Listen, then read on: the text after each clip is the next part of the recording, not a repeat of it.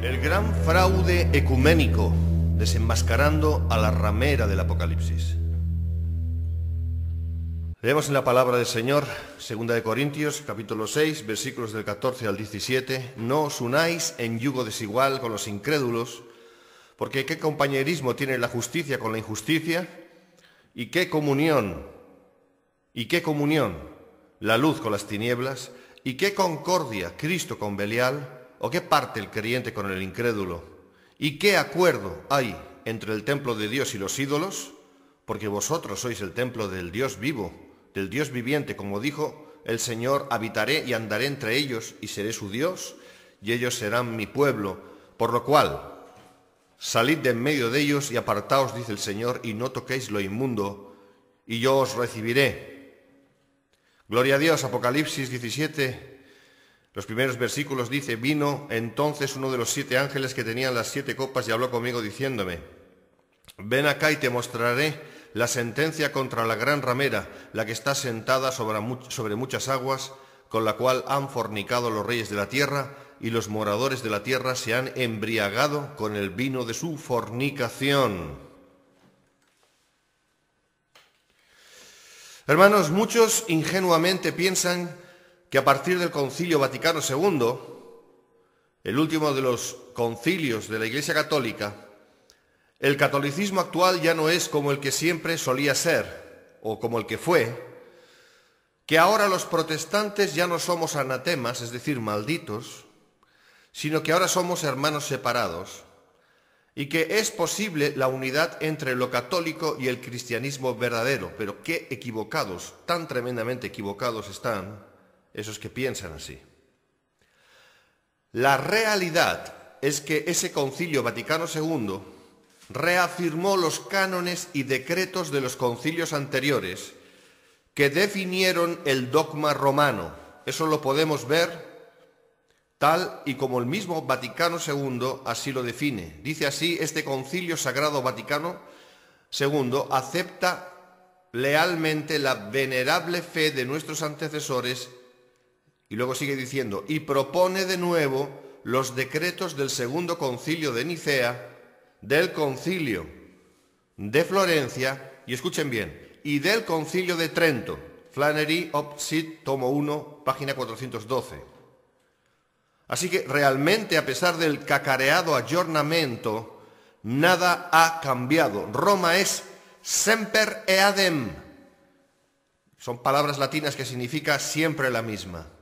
Y lo será hasta su estruendoso final. Léase Apocalipsis 17, versículos 16 y 18.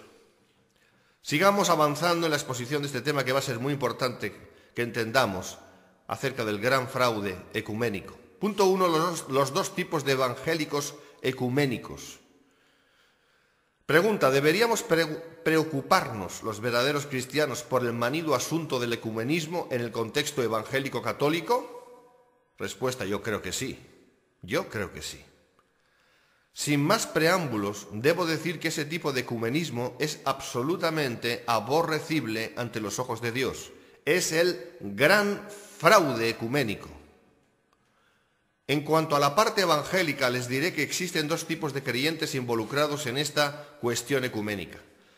Uno se corresponde con el creyente que es muy ingenuo y muy ignorante y quizás hasta insensato, y el otro se corresponde con el falso hermano. Esas son las 2 categorías generales.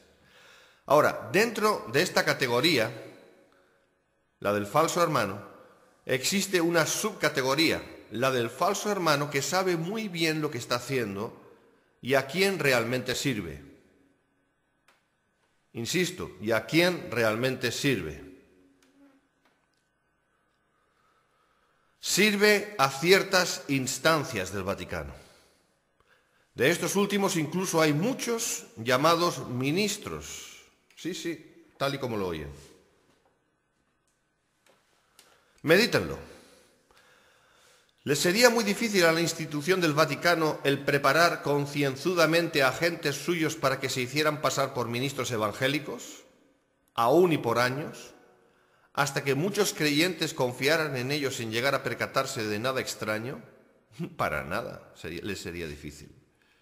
Estos agentes católicos infiltrados estarían sirviendo a su Santa Madre Iglesia y a su Papa de esta manera, meritando de ese modo. Debo añadir que esto es una indiscutible realidad.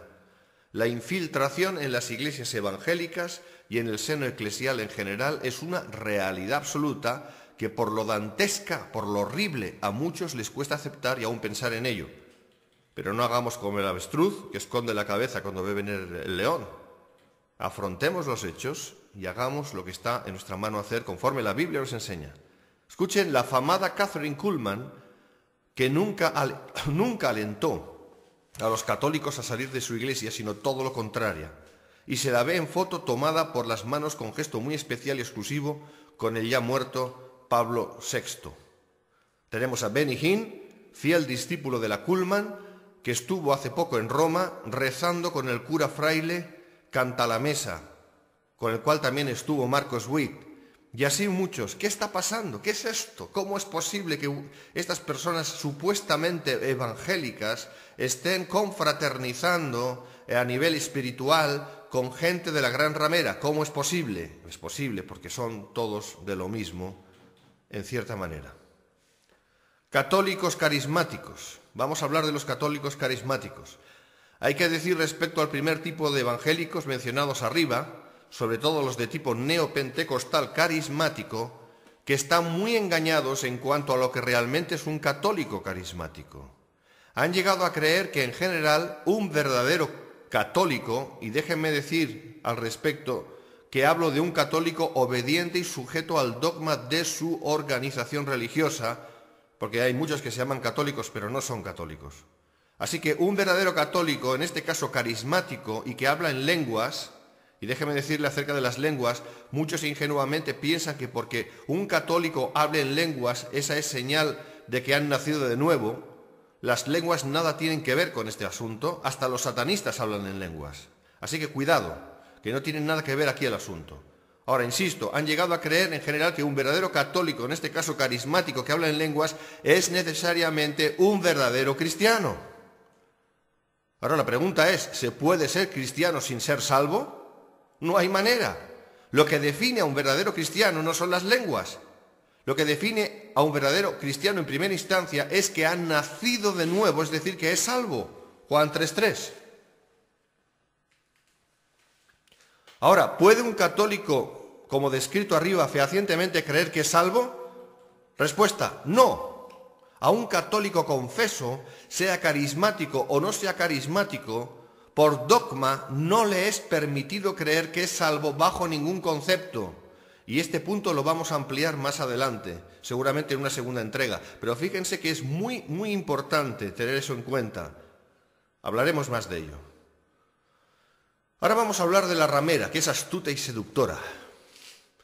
En aras de ese ecumenismo, el Vaticano dispone de mentes muy pensantes. Oh, no son tontos, ¿no? Que han sabido y saben recrear diversas astucias para engañar y seducir al ingenuo creyente evangélico. No en vano, Roma es la ramera del Apocalipsis. La católica ramera del Apocalipsis, desde el Concilio Vaticano II, intenta agradar a todos y mostrar su cara más amable. No olvidemos eso. Y para eso utiliza un doble lenguaje. Una de las artimañas del Vaticano es justamente ese doble lenguaje, es decir, usando unas mismas palabras, decir dos cosas diferentes. Miren, en la Conferencia Católica Indianápolis 90 y en preparación de la llamada Evangelización 2000, Tom Forrest, el cura que dirige dicho movimiento desde el mismo Vaticano, y por cierto es carismático, supo usar los términos evangélicos correctos cuando habló ante una audiencia mixta de protestantes y católicos. Quédense con esto. Atrajo aplausos de los protestantes cuando clamó por la unidad cristiana, pero cuando habló en un taller solo para católicos, dejó saber con aplausos repetidos de sus correligionarios católicos lo que él realmente cree y lo que los católicos deben creer también.